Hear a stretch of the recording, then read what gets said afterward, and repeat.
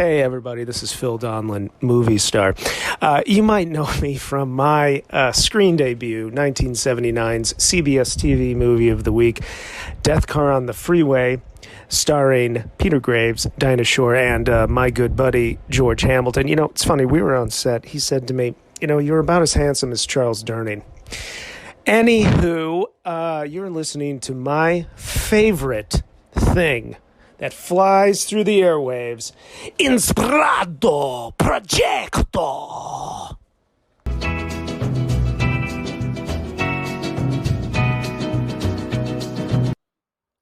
Thank you so much, Phil Donlin, one of my oldest and dearest friends from back in the day, high school, hijinks, and improv mischievousness. Phil Donlin started us off at the top of the podcast here. Welcome to Inspirado Projecto. I'm so excited you're here. We are joined up with special guest this episode, Martin Schmidt. This is episode 2, where I interviewed him at the Golden State Theater in Monterey. Monterey is where Jimi Hendrix played at the Monterey Pop Festival, by the way. You will find out some very intriguing things about Martin. In this episode, he explains the details he goes into to help to build a miniature version of the Golden State Theater. He's been working really diligently at this. He's been using his 3D printer, putting the right measurements together, dare I say. Measuring thrice, cutting once. It's fascinating. I just keep going down the rabbit hole here. And who knows who will join us throughout this podcast? Who knows? You never know what happens during these podcasts. So thank you so much for listening. This is your host, CEC, and you'll get to hear Martin Schmidt talk about some extraordinary things. This is before Yachtly Crew, the yacht rock band that I'm in, where I play the character Stony Shores.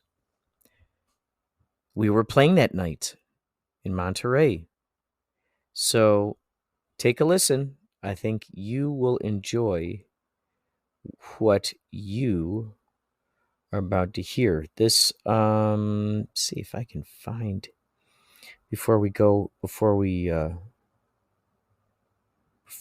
too deep in here, I want to let you know this was actually recorded on March 15th, 2024.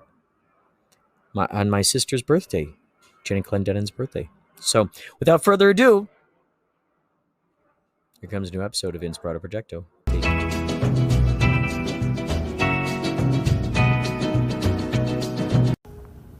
Okay, Martin Schmidt, what were you saying about those lights? So, the lights around the reader board will chase just as they did originally. Wow. And in order to, now the color caps here, which look like tiny light bulbs, they are about 1/16 of an inch in diameter. Okay, so they're tiny. Whoa. So in order to get one individual LED for each one, I had to get these almost microscopic LEDs. They're like 1.5 millimeters in size. So, okay, those are going to be individual LEDs. Yes, and they will chase. This is crazy. So you see how the lights crawling around. Who'd have thought that they made them that tiny? It's funny, it's like you started the project first, and then you realized that someone had made the invention for the thing that would fit in here. This project was started just over 20 years ago when they didn't have all this LED technology they had now.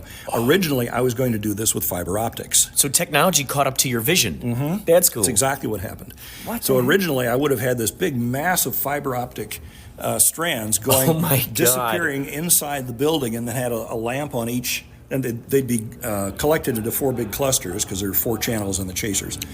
And then there would be a big light bulb in each cluster. But of course, the trouble with lighting stuff with fiber optics like that is it's really difficult to get them all to light evenly. Because one of, you have a bundle, you have a light bulb behind it. Well, one of the fiber optics in the center is right in front of the light bulb, so it gets lots of light. And the others are farther away from the center, so they get progressively less light. Oh, yeah. So this is going to be much better. It's going to be a whole lot of work because how do you solder onto something that's this tiny? I have to use serious magnification. Yeah. Just the other day, I figured out how to hold the LEDs in place while I solder them. Oh, that's good. Yeah. How do you do that? What the heck do you do? Well, it was extremely difficult. I was thinking, first of all, stick them on something adhesive, like adhesive tape. Mm-hmm. Well, that didn't hold well enough. And then I thought, well, in the factories, when they manipulate things this small with the robotic assemblers they use vacuum. Right? They have this little robotic arm with this tiny, tiny vacuum head on it, and it goes and picks up the parts from the carriers that they're shipped in, because you have this long reel, and it picks them out of the reel, and plops them on a circuit board. And usually there's a little dab of glue on the circuit board that holds them in place while the solder flows over them. And, oh my gosh. And fasten them. So I thought, well, I'll try to make something out of vacuum. So I used my 3D printer to make a little vacuum nozzle with, this tiny socket on the top that was just the right size for the LED to drop into, and then had a big socket on the bottom that plugged into my shop vac. Okay? What the heck? Well, the trouble was this tiny amount of surface area didn't produce enough vacuum on the shop vac to hold it in place either. It would turn over, it would just fall off. So that didn't work. I mean, the machines in the factories, they must use an insane amount of vacuum in order to hold this tiny object, because the pressure that is exerted on the object depends on the size of the object. Oh. Right? Because the pressure is in pounds per square inch. Oh. Right? And so if, say you have a pressure of 60 pounds per square inch and the object is 1 square inch in size, and you've got 60 pounds of force holding it wherever it is. Right? But if you have that size so that it's only half a square inch, well, now you only have 30 pounds holding it there. And if you have it again, so it's only a quarter of a square inch, then it drops down to 15 pounds. Well, by the time you get something that's a millimeter or two in size, there's almost no surface area to generate the pressure to hold it in place. So you have to use a really insane amount of vacuum. So my shop vac couldn't do that. So I stuck the idea in the back of my mind, and then I was on Amazon one day, and I thought, hey, what do jewelers use to hold really small things? So I started looking, and these little claw things, it's like a pen, but you push the button on the end, these 4 little prongs come out, and you can hold small stuff. So I thought, I'll get a couple of those. I found one that came forward to a package for a reason. They're like little robot hands, right? Exactly, Little claws. And so I thought, maybe that'll work. I won't know until I get one, but I figured in case I have to modify one, I'm going to get the package of 4, because it wasn't much more than an individual one. And so that way, I can screw up a few of them and I'll still have some spares. So, when they arrived, I took them out of the package and I held an LED in my palm. You can barely see the LED when it's sitting there. And I held this thing and it was way too big. Oh my gosh. Uh-oh. You want to go outside? Yeah. Oh my gosh, I'm just blown away by what Martin Schmidt has discovered here. This is so crazy. So you just did not give up. Starts practicing. Oh yeah. Oh yeah. You got to find a way to do it somehow.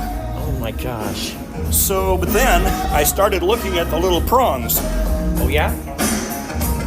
Let's wait till we get on the sidewalk. Oh yeah. All right, hold on. We gotta put this on pause.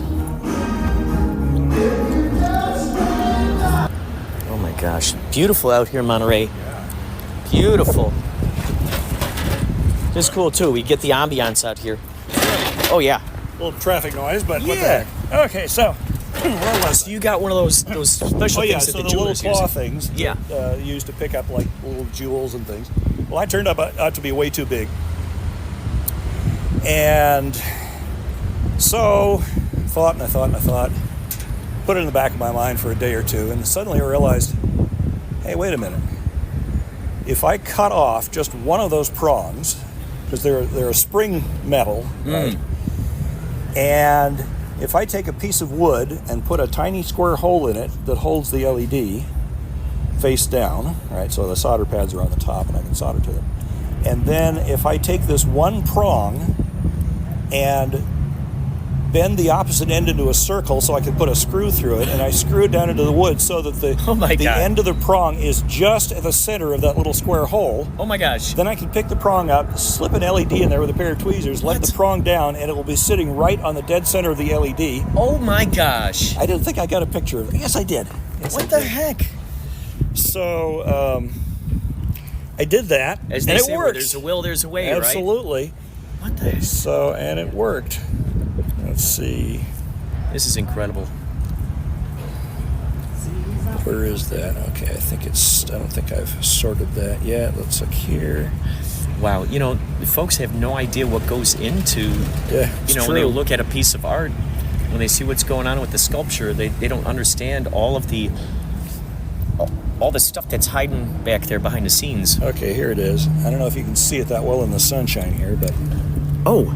So there's the screw. Oh, yeah. You see how big it is? There's the little prong. Yeah. And I've got the finished LED is sitting next to it with the two wires soldered. Oh, my gosh. Here's a scale of millimeters. That's tiny. Are you kidding me? Scale. And underneath, you can just barely make out the little square hole. No way. And the way I made the square hole was to take a nail, a carpentry nail, right? Because a lot of those they're either cut or ground to a point, and the point has four sides on it. Oh my gosh. Okay. And I thought, how am I going to make a square hole that small? And I thought, wait a minute, I got a bag of nails somewhere. Oh my gosh. And I went and looked. Sure enough, there was this one nail with this perfect thing. And of course, you can adjust the size of the hole because the farther you drive the nail in, the bigger the hole gets.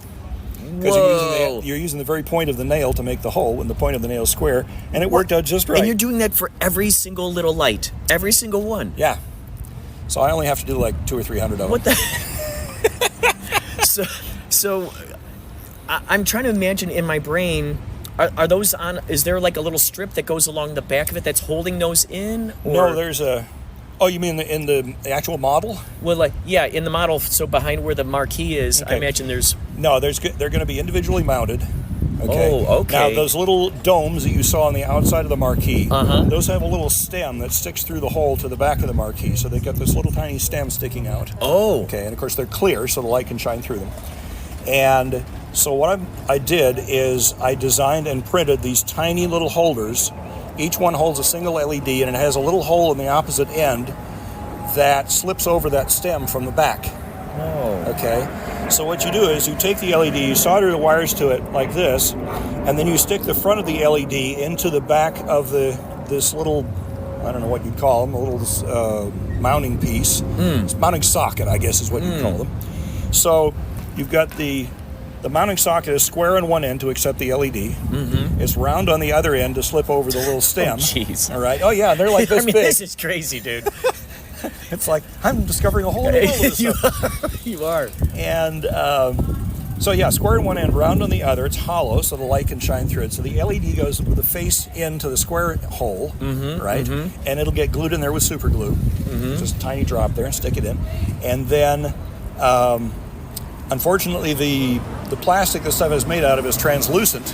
Oh. So each light will spill onto the other lights unless I do something about it. Discovered that the hard way. Oh, I made some prototypes. Oh, geez. So then, after that's in place, I have to take a little bit of heat shrink tubing, put it over there, and shrink it, and that makes it opaque. Dude.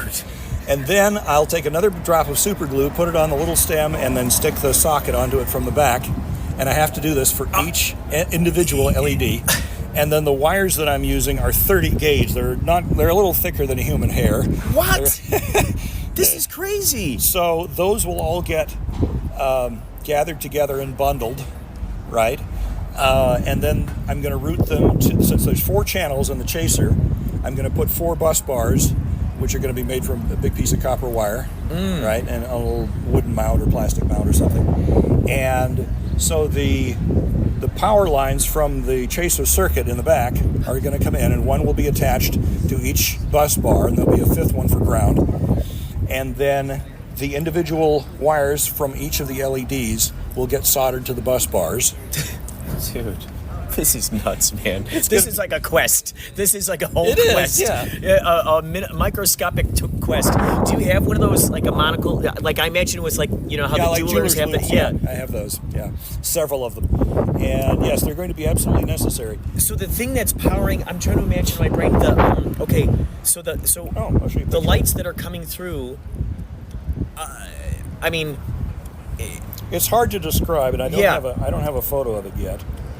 Let me see. Because it's interesting. Because it's what I'm hearing is that you're like, okay, I need to do this one thing, but while you're doing that one thing, you realize, oh, geez, I can't do that one thing. In order to just do that one thing, I need to do three other things. Yes, that's but exactly in order to right. do those three other things, how do I even do those things? You know. And in order to figure out how to do that one of those third things, I got to do 5 other things. Right. And then only one of those, if only one of those things holds you up because you can't find the tool to do it or you can't figure out the technique, that holds up the whole works. That's right. Yes, you were exactly right. Oh, that's crazy, man. Oh my gosh. Oh, goodness. So let's see here. Somewhere here I have a picture of the chaser circuit, which I just designed and custom built. Don't know where it went, though. This could be so fun once you're finished. So you said this is like basically a 30-year project? It'll probably be about 30 years by the time it's all finished. It's getting close to the end. And that would be cool for you to like advertise in that sense, like, this 30-year project, because then people can go, whoa. So there's the chaser circuit that I built. Oh my gosh, that's incredible. I designed the circuit board for it, ordered it from an online circuit board manufacturing place. And each of these little things are what on the timer? It's like, okay, after 2 seconds, that's when I go. They're not timers, they're dimmers. Oh, those are dimmers. And okay. there's a dimmer for each set of lights on the marquee. So I've got like 14 or 15 dimmers. These dimmers are for each of those lights that are on there. Okay. Well, each family of lights. Each family of lights. Okay, right. And I'll show you what I mean by that in a second. So the chaser circuit here gets power here, and then you see the ribbon cable coming off of the back. Yeah. of it? That goes to the marquee. Okay. So that's where the signal comes out. And then, let's see. Oh, yeah. I also wanted them to be dimmable. The chasers to be dimmable along with everything else. Because if I were to just connect the LEDs at full power, they would be way too bright for the scale of the model. Right. As the building gets larger, relatively speaking, the lights on it are going to be relatively dimmer. See, now I'm imagining what you show me on there. Now I'm imagining like the light. Why do you figure they would take the lights away from the marquee? That was the original was replaced with a triangular marquee in the 50s, I think it was. Oh. I don't know why they did that. I think just for modernization. Although I know that the original marquee had been run into by a tall truck at one point. And it dented it. Oh, geez. So it was probably getting a little shabby, and they thought, we'll make it modern. So they stripped it off, and they put the triangular one on. Who knows why anybody did these things? Yeah. But let's see here.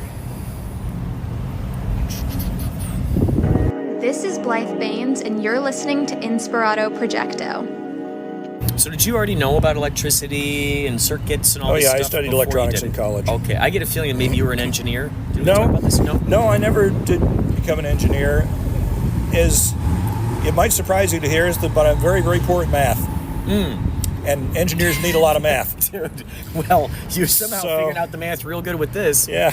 I guess you don't have a passion for math until you're in the midst of having to know how to use it in particular moments. Now you're going, thank God for math. The trouble with the way it's taught in school is it's basically taught in a vacuum. They give you all these formulas and methods for solving and everything, but they never relate it to anything in the real world. See, wouldn't that be nice? So only the people who naturally have an aptitude for mathematics are the ones who succeed. Right. That makes sense. When I was in high school algebra class, and we were doing quadratic equations, I was able to figure out most of algebra, kind of. Never got really good at it, but I could kind of see some of it. But when I got it to quadratic equations, you have ax squared plus bx plus c equals 0. Oh, yeah. What on earth does that mean? It has no relation to it. Well, it turns out it does relate to the real world, but in very esoteric fields in engineering. Right? But they don't teach you that way. They just teach, okay, here's a quadratic equation, here's how you solve it. Right. They should let you know what business this would be good for. This specifically would be very good for carpentry. This would be good for that. I actually asked my instructor after class one day, because I was struggling with this for weeks. And finally I went up after class and I asked him, okay, I said, I'm having a lot of trouble with this, and I thought maybe it would help me if I could understand how these equations are used in the real world. And his response was, well,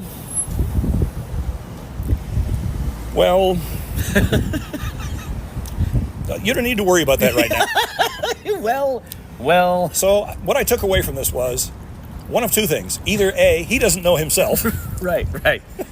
Or B, he's right, and I don't need to worry about it because I'll probably never encounter it in real life. Sure enough, I was 16 years old then. I'm 66 now, so that's 50 years. I've never needed one. So he was right. He was right. But it turns out they are using engineering.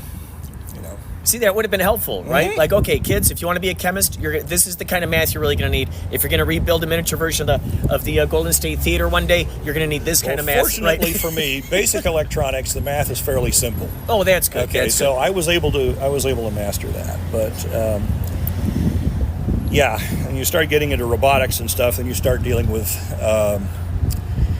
calculus and limits and all kinds of things, and it becomes a whole nightmare. So I would never be a roboticist. I wouldn't be able to manage it. Here's the back of the model with the cover open, and you can see there's the power supply on the left. Okay. And then next to it is a little distribution panel, and then the individual wires. So the power supply feeds one wire into the distribution panel, and then it's split out into multiple wires, and one pair of wires goes to each one of the dimmers.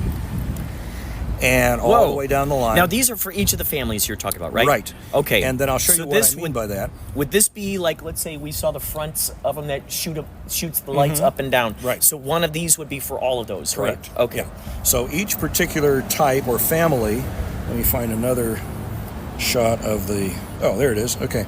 So here's the facade again. All right. So each one of these vertical lanterns with a light shining out top and bottom, all those are connected to one specific dimmer. Aha. And then the urns here in their alcoves, they actually have two dimmers, one for the pair of urns on the outside and one for the urn in the center, which is the only one of its kind. So he's on a dimmer all by himself. And then the cove lighting down at the bottom of the second floor. Oh, yeah. All of that is on one dimmer. And then each of the elements on the marquee, the finials, the stained glass windows, the reader boards, each of the different elements is going to be on its own dimmer. So that I can balance the lighting properly so it looks as realistic as possible. That makes sense. So that's why I designed it that way. Now so behind this, are those individual lights or is it a strip? It's a strip. That's what I was thinking. Yeah, it was much easier to make it that way. So you could dim each of those strips. That's great. Right. And I found all the dimmers online on Amazon and found the LED strips on Amazon. The individual LEDs I had to go specifically to an electronics supplier. I forget which one it was, but I got it in home somewhere. Isn't it too bad Radio Shack isn't still around? Like, that would be a perfect thing to help out with something like this. Well, funny thing about Radio Shack, while I was still in high school, I started teaching myself electronics basically by getting Radio Shack kits. Oh, that's and cool. assembling them at home and learning how they worked, So when I got into college, I already had a little bit of a head start on them. Oh, that's good. And I shopped there for years. We had a Radio Shack here in Del Monte Shopping Center. And I was there for years and years and years. And then, as the years went by, not as many people were doing hobbyist electronics anymore, so they kind of had to go into other forms of retail. They got a lot of like radio-controlled toys and things like this. And then when cell phones came in and started to become really hot, which is quite a few years ago now, I guess in the 90s or something like that, Radio Shack executives made a big mistake, in my opinion, because they decided in their infinite wisdom that they were going to go into the cell phone business. Oh. And of course, competition was fierce. Still is. You've got Verizon and AT&T and all these individuals. So you got T-Mobile, and it's cutthroat. Everybody's trying to get the lowest price to get the consumer to them, get their service. So, but Radio Shack just sold the phones. They didn't sell the service as well. Oh. Okay. So they went from a business model where they had virtually no competition, which was the hobbyist electronics market. Yeah, it was perfect. Into cell phone sales, which is cutthroat competition, and they lost their shirt. And shortly after they made this decision, the maker movement started to become prominent. I don't know if you're familiar with that. Had they just stuck around a little bit longer. A few more years. Like Maker Faire, right? All the DIY with stuff. Maker Faire, yeah. Oh my God. So, and when the store in Del Monte Center was finally closing its doors, they had a going out of business sale. They're shutting the whole chain down. Oh, so sad. And my wife and I walked in there one day just to see if there was anything good on sale, and most of it had been pretty well picked over by that point. But underneath the rack of what was left of their electronics components department, there was a huge screen TV on the wall playing promos about the Maker Faire and the Maker movement. Oh, shite. I can't believe this. At that moment in time. The irony, yes, at that moment in time. Oh, gosh. And it was like, I'm sorry, folks, you caught onto this too late. The store is going out of business. So you're at the tail end of Radio Shack and the tail beginning, the very beginning. Yeah, that's where they crossed over. One is, oh, geez. And if they had not tried to jump on the cell phone bandwagon quite as much as they did, because as I say, they were in a niche that had virtually no competition. Oh my gosh, they could have had like Arduinos and all those cool things. Exactly, yeah. And all sorts of science kits, they could have cleaned up, and they would have had no competition. And the thing is, they could have done both. See, if they wanted to do cell phone stuff, cool. Let that be an addition to what you already got going. If it doesn't work, fine. You just turn that loose. Yeah. But no. Oh my gosh. As my mom used to say, it's the clouded crystal ball. So, anyways, that's a great way of putting it. That really is a great way of putting it. So that's where the model is at the moment. Now, I'm glad we're outside and looking at the front of the building, because now I can tell you the other major thing we're doing. Oh, yes. Okay. So, look at the windows on the second and third floor. Since we're nice and close to the building here, you can see it in detail. Above each window, you see this sort of mottled scar? I do. Where something was chiseled off? Okay. Yeah. Well, originally there was raised ornament made of either concrete or stucco, which I've duplicated there. We have pictures of it, so I've duplicated it for the model. So those things that are over the windows, that's what you made on your miniature, right? Well, actually, when we made the model originally, 3D printers did not exist, so we had to carve those in wax. Oh. And then make silicone molds and pour the final copies in plastic resin. Oh my gosh. Okay? Since then, I've gone over with the 3D printer technology. I've actually gone and replaced a few elements on the marquee, which we decided we could do better. But I don't want to replace everything. It'd be way too much work. And it's glued very firmly to the cardboard. And Plus, you put all that work in it and making it what it was. Yeah. It's almost like it's kind of historic in its own right. Yeah, exactly. Yeah. And I might ruin the model trying to get it off to replace it, so I'm just going to leave it. Yeah. But we'll zoom in on one of these here. Let's figure this one with some light on it. And isn't that funny that they would just unnecessarily chisel those things off? I don't know. Maybe they thought it was a hazard, like it would fall off on well, people maybe or one of something, them did. This was done in the 50s, as far as I can tell. Maybe one of them fell off. I don't know. I have no record of that. Or maybe they decided they wanted to modernize the place. God only knows what people have in mind. But can you see that? Yes. Okay, so there's one of the curved ones. Oh, that's good. And if you that's really cool. And you made that? Is that the wax one? No, that's the wax with the originals. And then I made a silicone mold of each one. Like that's what it was. Okay, so those helped create So then I used a 2-part plastic epoxy resin, like the one I made the beer out of, except it was opaque. Oh, yeah. Okay? And then I would pour that into the mold, and it would harden, and then I'd pop one of these out and glue it on the building. Oh, incredible. Okay? Incredible. And then, so this is the third floor window, and under here you have the second floor window, which is a different design. And you can see it on the actual building. Yeah. The top one is curved, the bottom one is flat. Yeah. So... The owner of the theater wants to reproduce all this stuff and put it back up again. Bless his heart. And you know what? And it's great because guess what? He couldn't have a better model to do so. So what we got to do is figure out exactly how big those things were. Oh. So how do you do that? Yeah. Well, the first thing that comes to mind is you rent a boom lift. Oh, yeah. Right? And then you got to get city permits to park it on the curb. You got to get one of these big ones that has a huge boom. And, of course, it has to come with an operator because I'm not qualified to operate one of those. Gosh. And you get in there with a yardstick or a tape measure, and the operator will take you up and measure. And it's expensive because you got to rent the whole machine. It's got to be brought in on a truck. You got to get city permits for the parking. Yeah. So I was thinking about this one day, and I thought, I think there's a better way to do this. This is the 21st century. We'll photograph it with a drone. I was just going to say, why not use a drone? Yeah. So I contracted several local drone operators, and one of them was really interested in the project, so he's going to do it for us. So cool. So what you have to do is, when you're taking the picture, since we're not going to be up there with a tape measure, when you're taking the picture, you have to have something of known size in the picture, so that when you're looking at it later, you can figure out how big everything is. Right, like when someone shows a coin and the sculpture that they made, like, look how big this thing is, exactly. Right? Yeah, some kind of size reference. So what I figured was, refer to the pictures again. I was just going to say, do you just have to... Holy moly, he has an iguana on his back. This man has an iguana hanging out on his back. Sure enough does. That's incredible. That's incredible. This is quite an interesting town. So what if they measure what you did already and then just go, what would be the math could do of that, you know? But the thing is, I haven't already... Well, I mean, we could... If you're trying to take measurements off the model and details off the model, well, it's not exact. Yeah, because that's it's such true. a small That's scale. true. So, okay, I got to go to this other folder. Here we are. There. Here's your fun fact. Dogs are about as smart as a 2 or 3-year-old child. This means they can understand about 150 to 200 words, including signals and hand movements with the same meaning as words. Stay tuned to Inspirado Projecto for more fun facts. So, I'm making scales to hang on the wall. So it's bigger so you can see it.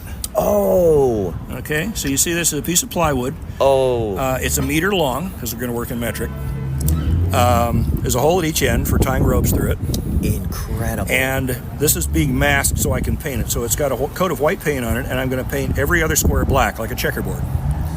And the squares are 10 centimeters on a side. Very cool. So now when we hang this next to one of the windows and take the picture, then when you're looking at the picture, and digitally, you can actually just cut out the scale, right? Copy its own layer, and then move it around and turn it to whatever you need to measure. Yes. And if you need more detail, you can scale the scale down by 90%. Incredible. And then you'll be measuring in individual centimeters instead of tens of centimeters. That's incredible. So are you going to hang? Are you going to go to the roof? So you were telling me before you would go to the roof. I'm making 10 or 12 of these. And before the drone guy gets here, like a couple of days before, I will go up to the roof. There's a way to get up there. And I will bring some C-clamps with me to clamp onto the parapet at the top of the wall here, because the wall comes up like this, and then the roof butts into the wall, so the wall's like a foot or two above. So I'll get some C-clamps, clamp them to the wall above where we're going to have the scales hanging, and I'll let each scale down on a piece of rope, figure out where it's going to be, tie it off to the clamp, and then cut that piece of rope just the right length, and then go down the wall and do the next one until I have all the points of interest that we need.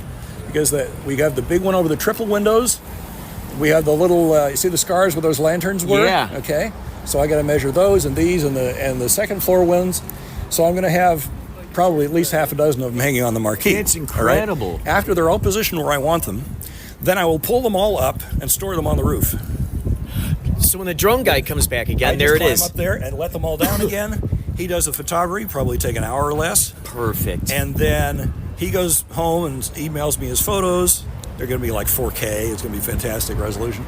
And then I just go back on the roof again, pull them all back up again, take the clamps off, and go home. That is great. And so it's all going to be very convenient.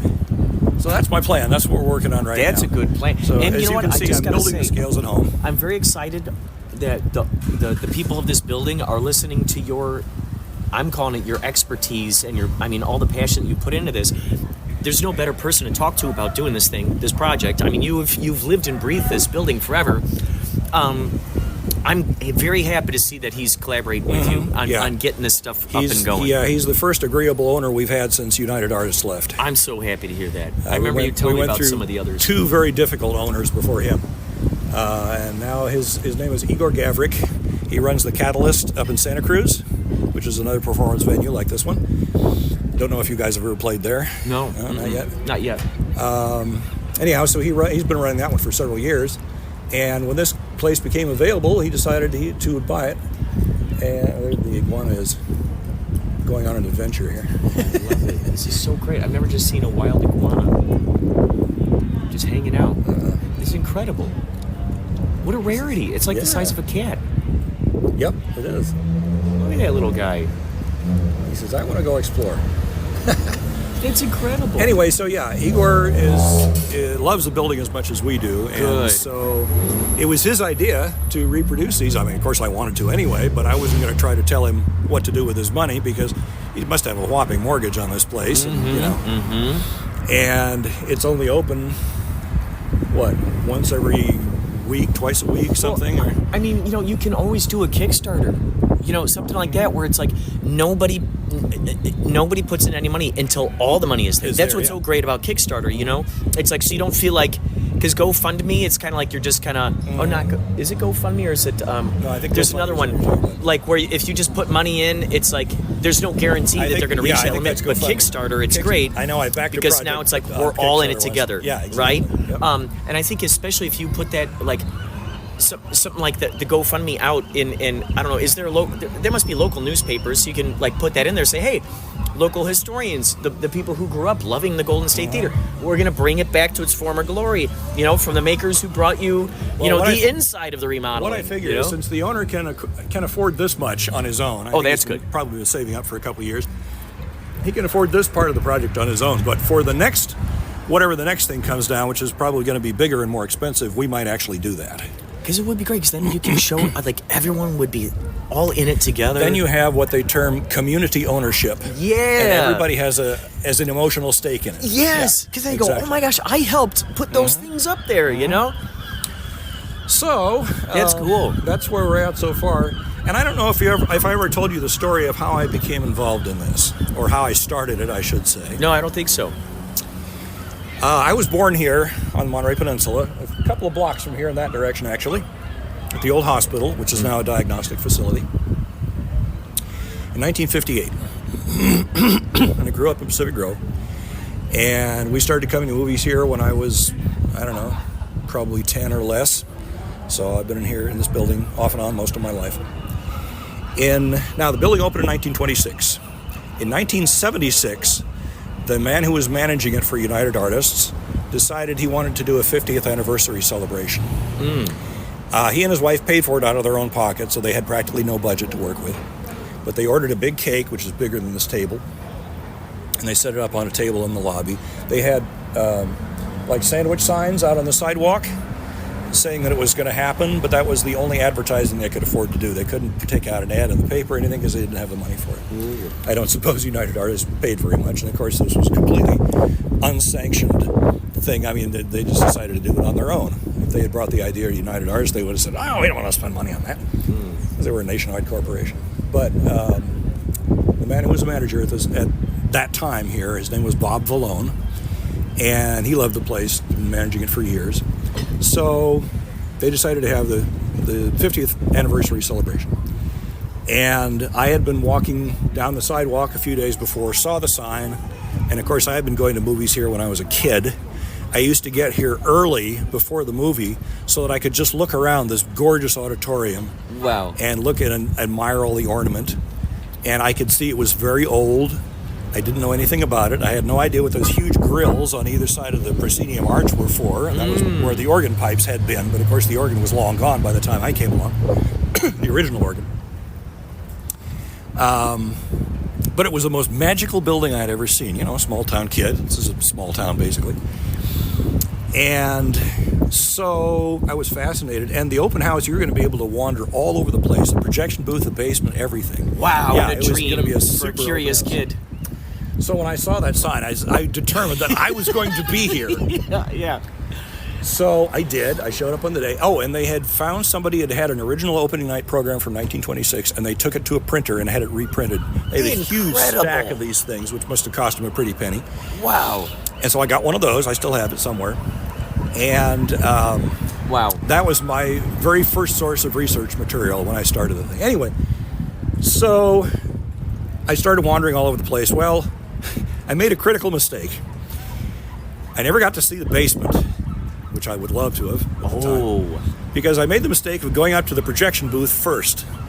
And the old union projectionist was full of so many great stories that I spent the entire afternoon listening to him reel off one story after another, and I never got to see the rest of the place. Oh my gosh! Behind the scenes. So, but that's all right. I've kind of remedied that since I've crawled up. What's going on in the basement?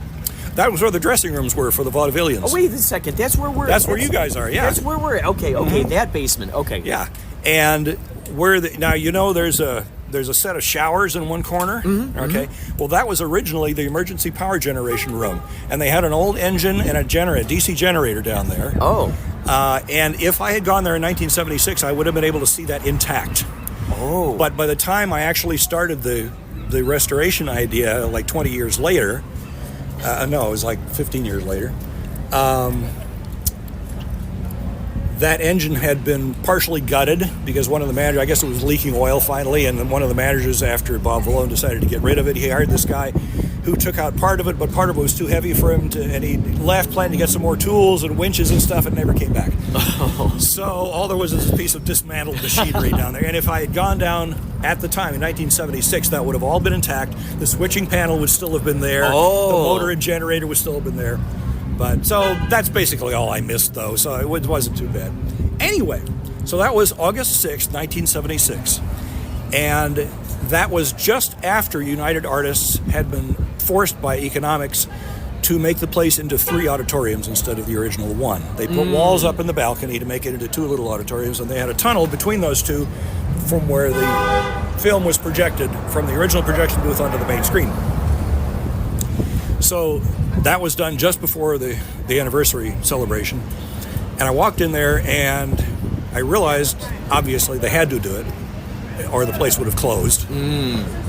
But I thought what a shame it was and how nice it would be to restore the building someday. And that day, August 6th, 1976, is when the germ of the idea was born in my mind. I love it, man. The seed, it just kept growing and growing, just growing and growing. And it stayed in the back of my mind for close to 15 years.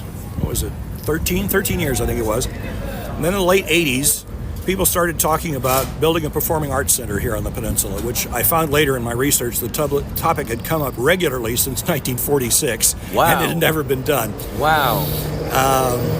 And they would form committees and do fundraising and study all sorts of feasibility studies and draw plans and things, and then it would never happen. Oh my gosh. And then, a decade later, the subject would come up again. So it went in waves like this. So in the late 80s, they were talking about this again, and I thought, they were talking about, let's build here, let's build there, let's build the old Fort Ord property and all this stuff. They're talking about spending $28 million. Oh, boy. That was before the project started to grow all sorts of different appendages to try to bring in more people who weren't interested in the performing arts. They wanted to bring in the visual arts and all these other things to try to attract more money. And finally, the project ballooned to $56 million. And, of course, it was abandoned at that point. Oh. But all this time I'm thinking, why are they talking about building all these new things when they have this beautiful old auditorium? We'll never have anything like it again. They could not afford to build a place like this now. And all it needs is some restoration. It would cost a fraction of the $28 million they're talking about. So that was like 1988, okay? And so I wrote a letter to the editor of the local paper at that time and said, how about if we use this? And then somebody else wrote another letter to the editor supporting the idea, and somebody else wrote another, and I think I'm onto something. So I had done a little bit of research on the building with what was available at the time, and so I made up this little, I don't have any copies of it anymore, they're all gone. I made this little double-sided pamphlet that had some history of the building on one side and all of the letters to the editor that had been published on the other side. Oh, cool. And I just started handing it out. I was working at Monterey Peninsula College at the time, a junior college we have here. Oh, cool. And so I could do all the Xeroxing for cheap.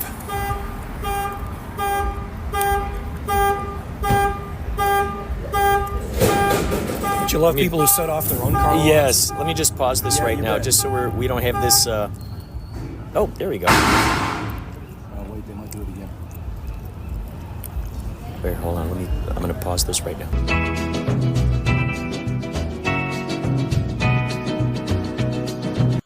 First of all, thank you so much, Phil Donlin, one of my nearest and dearest friends, who opened up the top of the podcast there.